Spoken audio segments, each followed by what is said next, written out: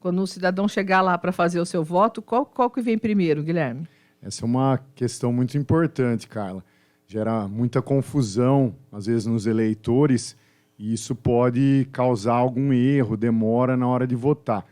Então, é importante todos os eleitores lembrarem que nessa eleição são 5 cargos em disputa, é uma eleição geral, e os cargos na ordem são deputado federal com 4 dígitos, deputado estadual com 5 dígitos, senador com 3 dígitos, governador com 2 dígitos e presidente com 2 dígitos. O eleitor precisa votar nessa ordem, não tem como ele pular. O máximo que ele pode fazer é anular algum voto, se ele quiser, mas se ele digitar o número de um candidato em um cargo diferente, ele pode, dessa forma, estar perdendo o voto, vai ter aquele problema de não visualizar a foto do candidato e ele pode, de repente, anular o voto... Sem querer, né? Sem querer, exatamente. Então, o que a gente recomenda fortemente é que o eleitor leve os números dos seus candidatos já nessa sequência, anotados, use aquela cola eleitoral, que a gente chama de cola do bem, é diferente daquela do colégio, porque isso agiliza a votação, evita que o eleitor erre e também colabora para o bom fluxo dos eleitores nos locais de votação. Com certeza. Então, a gente começa pelo deputado federal. Uma dúvida que as pessoas às vezes apresentam, é possível votar na legenda só no partido para deputado federal e deputado estadual? Sim, é possível o voto na legenda exatamente nesses 2 cargos, que são os cargos proporcionais, deputado federal e deputado estadual. A pessoa que quer apoiar determinado partido sem individualizar, especificar um candidato, pode digitar somente os 2 dígitos iniciais correspondentes àquela legenda, aquele partido, e confirmar. Na urna vai, inclusive, aparecer voto de legenda. Isso vai fazer com que o partido tenha um quociente partidário maior e consiga mais vagas no Congresso, no caso vai de ajudar daí o deputado partido a ter mais e na representantes. Assembleia Legislativa no Estado. Tem o botão corrige lá, né, Guilherme? Se houver algum probleminha na hora, votou errado, é só não confirmar, né? Exatamente. Vai primeiro para o botão corrige e faz o seu voto direitinho, corretinho lá. Agora, a questão dos outros candidatos, dos outros cargos, que é senador, governador e presidente. O senador só, que são 3 números, né? Governador e presidente geralmente é o número do partido mesmo, né? Isso mesmo. Senador geralmente não, sempre, né? Senador são 3 dígitos. Nessa eleição é apenas um cargo de senador, diferente de 2018, que eram 2. E depois, para governador e presidente, são apenas 2 dígitos correspondentes ao partido pelo qual eles estão concorrendo. Em 2018, nós votamos para 2 senadores. Há um revezamento, né? Dessa vez, agora não só. Na próxima, votamos para 2. Isso mesmo. Porque a renovação é de 8 em 8 anos, de 8 né? em 8 anos. De 8 em 8 anos. Em uma eleição são 2 vagas disputadas, em outra é apenas uma. Colinha pode levar, sem problema, em papel, escrito, né? Com os números escritos. O celular não, né, Guilherme? Usar o celular dentro da urna, lá na cabine da urna. Isso mesmo. Essa regra do celular, Carla, ela já existe desde o ano de 2009 na Lei das Eleições, a proibição do eleitor entrar na cabine de votação com o celular. O que houve é apenas uma intensificação nesse controle para prevenir contra a violação do sigilo do voto e também contra a disseminação de desinformação nas redes sociais. A orientação do Tribunal Regional Eleitoral de São Paulo é que o eleitor ele pode ir até o local de votação, até a sessão eleitoral, inclusive com o seu aparelho, se ele assim preferir, e ele, então, antes de ingressar na cabine de votação, ele deve deixar o celular em uma mesa ao lado da cabina. Não precisa ser com os mesários. Vai haver em todas as sessões uma mesa ao lado da cabina de votação para ele deixar o celular e fazer a votação com tranquilidade. Vai ficar próximo ali sem Sim. problema, né? Sem nenhum problema. Se estiver, a pessoa está lá com o seu celular no bolso, dentro da bolsa, não vai ser feita uma revista para se identificar se há celular ou não com o eleitor. Não, é que como a maioria das pessoas está sempre com o celular, vai haver uma orientação dos mesários para que o eleitor deixe o celular dele nessa mesa. É claro que não vai haver esse tipo de revista, mas essa mesa é num local que fique à vista dos mesários para que todos, inclusive os fiscais, os demais eleitores, vejam que o eleitor está deixando à vista de todos nessa mesa ao lado da cabina e não ingressando na cabina de votação. Tem pergunta aqui. Quem quiser votar em branco, tem um botão na urna, né? Você vai cargo a cargo. Deputado federal, aperta o botão em branco. Mesmo sistema, só que vai só apertando o botão em branco. Sim. O voto em branco e o voto nulo, no Brasil, eles não têm validade alguma. Então, tanto faz para a pessoa votar nulo ou votar branco. O branco acaba sendo mais fácil até. Porque já tem o botão ali automático. É só apertar automático. o botão. Ele não precisa digitar um número errado, um número não correspondente a um candidato e confirmar para anular. Porque o efeito vai ser o mesmo. É o mesmo. Ele não entra na conta da não eleição. Não entra em conta alguma. Ele não tem qualquer efeito. Para a eleição, são apenas considerados os votos válidos, que são aqueles votos dados a candidatos registrados na Justiça Eleitoral. Isso é interessante. Às vezes as pessoas acreditam que há uma diferença entre votar em branco e anular o voto. Não existe, né, Guilherme? Já até é mais fácil votar em branco. Mas se o cidadão, por acaso, quiser anular, ele precisa ter um número fictício, senão ele acaba votando em algum candidato que esteja registrado com aquele número. Para anular o voto, ele precisa exatamente digitar um número que não corresponde a qualquer candidato. Seria um número fictício em termos dessa eleição. A gente falou também, recentemente recebemos aqui o Alexandre, né, do cartório eleitoral da Zona 288, e nós falamos sobre a questão de como eu posso ir vestida no dia da votação. Eu posso usar uma camiseta que tenha uma propaganda de um candidato, um broche, alguma referência, um boné que tenha algum número desse candidato? Sim, é permitida pela lei a manifestação individual e silenciosa do eleitor. Então, o eleitor ele pode realmente vestir uma camiseta, um boné, um broche, um adesivo do seu candidato. Ele só não pode manifestar oralmente, conversar, pedir votos para outros eleitores. Mas ele pode, que ele vai em silêncio, ele pode portar esse material. Em silêncio, com essa vestimenta, ele tem toda a liberdade para fazer isso. Boca de urna, nem pensar, né? Proibida. Exatamente. Qualquer tipo de propaganda eleitoral no dia da eleição é proibida e configura, inclusive, crime de boca de urna, como você bem colocou. O cidadão chega para votar e constata que está acontecendo boca de urna. Como é que ele faz essa denúncia? Vai haver policiais em todos os locais de votação. A Polícia Civil também vai estar de plantão para apresentação de boletim de ocorrência. Pode ser procurada também a Justiça Eleitoral através dos cartórios eleitorais ou dos apoios logísticos que estão nos locais de votação. Então, existem vários canais para o eleitor poder denunciar esse tipo de ocorrência. Muito bem. Nós estamos conversando com o Guilherme Taufik, do Cartório Eleitoral da Zona 110, esclarecendo aí as dúvidas dos nossos ouvintes, dos nossos internautas. Tem pergunta? Pode mandar pelo nosso WhatsApp, 998421255. Temos aqui uma questão também, o nosso ouvinte, o Armando, ele quer saber como justificar o voto, porque ele vai trabalhar no domingo. A pessoa, para justificar o voto, no dia da eleição, seria somente se ela estiver em um município diverso do domicílio eleitoral dela.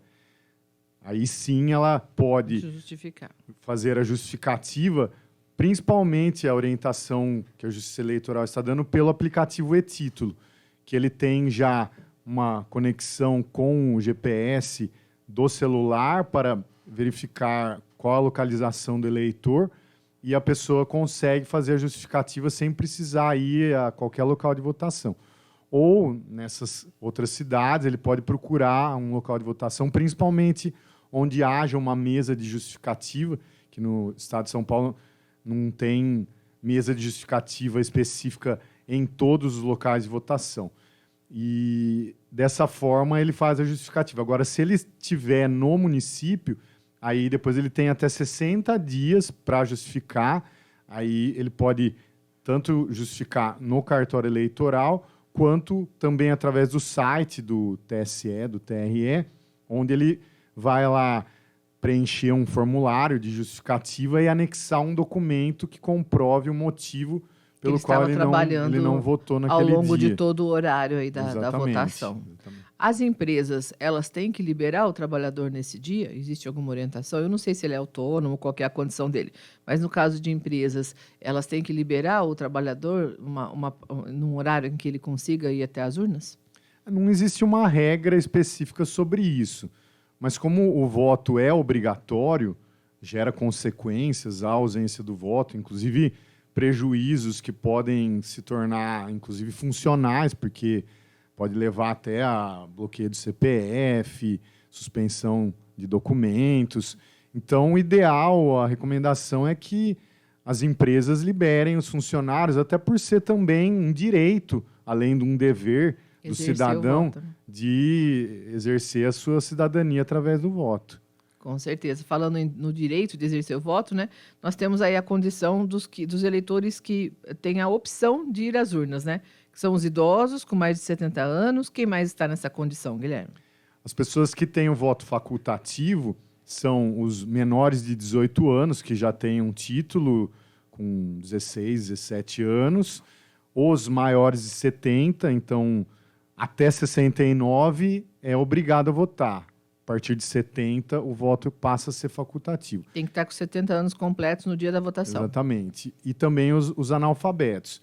Mas, como a gente falou, o voto é facultativo. Não quer dizer que o título está cancelado, que a pessoa não pode votar. Muito pelo contrário. É um direito dela. Ela pode exercer esse direito através do voto, se ela quiser. Tudo vai estar preparado na eleição, caderno de votação, o nome dela cadastrado na urna para ela certinho. poder votar no caso dela querer. Isso, vamos dizer, um idoso de 80 anos que não quis votar na última eleição, agora quer votar. Ele pode ir lá na sua sessão e fazer o seu voto. Pode sim. Agora, se ele deixou de votar antes de completar 70, daí pode ser que o título dele esteja cancelado, né? Sim, aí seria uma exceção, uma hipótese em que, quando ele era obrigado, o título foi cancelado pela ausência de comparecimento às urnas. Porém, se ele deixou de votar em outras eleições depois que ele já tinha completado, pode ser que ele já tenha deixado de votar 3 eleições, 4 eleições. Ainda assim, o título dele está regular, ele pode normalmente ir até a sessão dele e fazer o voto. Fazer o voto. No caso dos jovens, então, é facultativo, e dos analfabetos, eles são liberados desse voto. Exatamente, é a mesma situação também, é facultativo. Quem não votou em 2020, por questões da pandemia, ou muito idoso, ou com comorbidades, ficou com medo de ir às urnas, tem uma penalidade? A pessoa teve o voto, tem o título prejudicado ou não? Não houve penalidade no período da pandemia? Não, até o momento está suspensa a cobrança de multa das pessoas que não votaram em 2020. O TSE determinou essa suspensão por conta da pandemia, e então as pessoas que não votaram em 2020, não têm, até o momento, consequência nenhuma, estão com título regular, claro, também podem votar nessa eleição. Inclusive, quando recebemos aqui o Alexandre, ele comentou sobre a questão da biometria, que alguns eleitores vão até estranhar que não fizeram a biometria, todos podem votar, né? E às vezes chega lá, tem uma biometria já cadastrada, porque outros órgãos forneceram esses cadastros? Exatamente. Existe um convênio da Justiça Eleitoral com alguns órgãos. No estado de São Paulo, houve uma importação de dados de biometria do Denatran, e esses eleitores, então, vão estar identificados no caderno de votação com a observação biometria fornecida por órgão conveniado com a Justiça Eleitoral. E, nesse momento da votação, eles vão votar como outros eleitores com biometria e eles vão automaticamente fazer a validação dessa biometria. Mas mesmo os eleitores que não fizeram a biometria e também não têm essa biometria importada do Denatran também vão poder votar nessa eleição. Os únicos casos mesmo que não pode votar é das pessoas que estão com título suspenso, geralmente por condenação criminal, ou por cancelamento por terem deixado de votar, justificar ou pagar multa de 3 turnos consecutivos. Esse não adianta ir no cartório agora, né? Vai ter que esperar passar a eleição para daí fazer a regularização do título. Isso mesmo, Carla. E esses, eventualmente, vão lá na sessão eleitoral, vão ser informados que estão condição, porque existe uma lista lá no caderno de votação para o mesário consultar, e a orientação é que realmente não tem o que fazer para votar nessa eleição. Para regularizar, eles vão ter que ir aos cartórios ou fazer o título NET também, agora tem essa opção, a partir de novembro, depois das eleições. Falando sobre as sessões eleitorais, nós publicamos recentemente, tanto da 288 como da Zona 110, houve mudança, porque a gente ouviu alguns comentários de que essa publicação está errada, não é o meu local de votação. Aconteceram algumas mudanças também aqui em Rio Claro? Não, nessa eleição não houve mudanças. As sessões permanecem as mesmas, os locais escolas. de votação. Pode, eventualmente, uma ou outra sessão ter mudado de sala só dentro do local de votação. Na 110 tem uma situação só que já aconteceu em 2020 e permanece, que é a mudança da escola Marcelo Schmidt, que os eleitores vão votar na Filarmônica. Então, permanece como foi em 2020. Pode ser essa mudança, então. Mas já foi assim em 2020, Sim, né, Guilherme? porque o prédio ali do Marcelo Schmidt da Avenida 1 está interditado, então a gente manteve a eleição na Sociedade Filarmônica. Quem quiser consultar, nós vamos publicar novamente, né? Já publicamos nas nossas redes sociais também, mas na edição de domingo do Jornal Cidade, nós vamos trazer novamente, então, essa listagem aí dos locais de votação. E a pessoa pode também, pelo e-título, né, pelo aplicativo, consultar direitinho o seu local de votação, né, Guilherme? Sim, a pessoa pode consultar pelo e-título, também pelo site do TSE. Se necessário, os cartórios também estão à disposição, os apoios logísticos nos locais de votação também vão poder auxiliar. Mas é importante que as pessoas que têm alguma dúvida já façam essa consulta antes de ir aos locais para não ter dificuldade na hora de votar. Não precisa estar com o título nas mãos. Não, o documento obrigatório é o documento oficial, original, com foto. Então, pode ser RG, CNH, carteira de motorista, ou carteira profissional de CREA, CRM, OAB, carteira de trabalho, passaporte. O título, se for o e-título com foto, pela pessoa já ter feito a biometria, também pode ser aceito, como a CNH digital também. Mas apenas aquele título, ou verdinho, ou branco, mais recente, ele não tem foto, então ele ajuda o eleitor a saber em que sessão ele vota, mas ele não habilita o eleitor para poder votar se ele estiver sozinho. É porque também quem não lembra a sessão, a pessoa tem que achar o título para saber em que sessão vota. Não adianta chegar com um documento de identificação, mas sem saber onde se vota. Ou também, fazer aquela consulta através daqueles meios que a gente falou. Quem tem acesso à internet, tem o seu celular, o e-título é uma ferramenta e facilita muito a vida no dia a dia, não é, Guilherme? Sim, o e-título permite que a pessoa vote, orienta a pessoa onde ela vai votar, tem a possibilidade de justificar para quem está em outra cidade, tem também possibilidade de emitir certidão de quitação eleitoral, entre outras funcionalidades. Tem uma pergunta aqui, inclusive, sobre o e-título. E-título é único em cada aparelho de celular? Sim. A pessoa não tem, por exemplo, o marido e a mulher, eles não podem baixar cada um o seu num aparelho só, né? Tem cada um num aparelho. Sim, é um aplicativo só, a pessoa vai digitar os seus dados e ele vai, então, reconhecer, através da importação dos dados do cadastro do eleitor, e vai aparecer o e-título apenas de uma pessoa. De uma pessoa. Em caso de dúvidas, então, é importante recorrer aí aos caminhos, aos meios que o Guilherme já divulgou. Tem o site, tem o e-título, para chegar seguro aí no domingo, poder fazer o seu voto com tranquilidade. Não deixar para decidir na última hora. São muitos números para se guardar, né, Guilherme? Isso acaba... o risco de confusão é grande. Exatamente. É importante que os eleitores já pesquisem seus candidatos, vida pregressa deles, suas propostas, com antecedência, verifiquem os números dos candidatos, anotem, tem até vários lugares que disponibilizam uma colinha para imprimir. No cartório eleitoral a gente tem, inclusive, esse impresso, para quem quiser pegar lá, e levem já os números anotados para fazer uma votação com tranquilidade. Com certeza. É um momento muito importante, uma decisão muito importante para o país, para se fazer assim, de qualquer maneira, no atropelo, né, na correria. Agora, Guilherme, você falou a respeito da lista de candidatos, muitas pessoas também com dúvidas. Nós republicamos ontem nas nossas redes sociais a lista do TSE com todos os candidatos presidente, governador, senador, os deputados. Isso também está disponível lá no site do TSE, quem tiver dúvida, né? Sim, está disponível no site do TSE. E nessa eleição vai haver, nos locais de votação, cartazes espalhados pela escola com o link e também um QR Code, que a pessoa pode ler com o celular, porque ali no corredor ela pode estar com o celular tranquilamente. Se ela tiver dúvida, ela pode consultar lá, através do celular, essa lista que ela é exibida instantaneamente no celular da pessoa. Muita coisa circulando já pelas redes sociais, a gente sempre faz o alerta aqui para tomar cuidado com as fake news, né? Sim, as pessoas precisam tomar cuidado com as fake news, com a desinformação. Existem meios das pessoas se prevenirem contra as fake news. Sempre há indícios de que aquilo é uma desinformação pela forma como está escrito.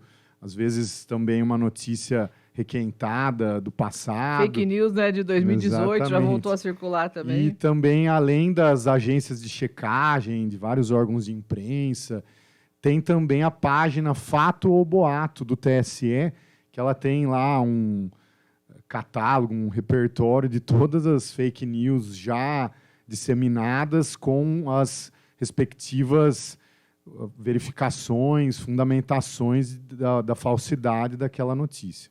Tem uma informação circulando pelas redes sociais também que orienta as pessoas para que exijam o seu comprovante de voto. Esse comprovante, o cidadão solicita, ele sai automaticamente, é entregue ao eleitor no fim do voto, ou ele precisa solicitar? Não, o comprovante de votação, ele já vem no caderno de votação e logo que a pessoa termina o voto, ele é destacado do caderno para ser entregue para a pessoa. Junto com o documento já é entregue. Não né? é o comprovante do voto para quem ele fez o voto. Mas que ele é o esteve, comprovante de que ele esteve nas urnas. E depois também, se a pessoa perder esse comprovante, ela pode emitir uma certidão de quitação eleitoral, tanto pelos sites da Justiça Eleitoral, quanto nos cartórios eleitorais também pode obter, que dá ali a informação de que a pessoa está em dia com a Justiça Eleitoral em relação a todos os pleitos.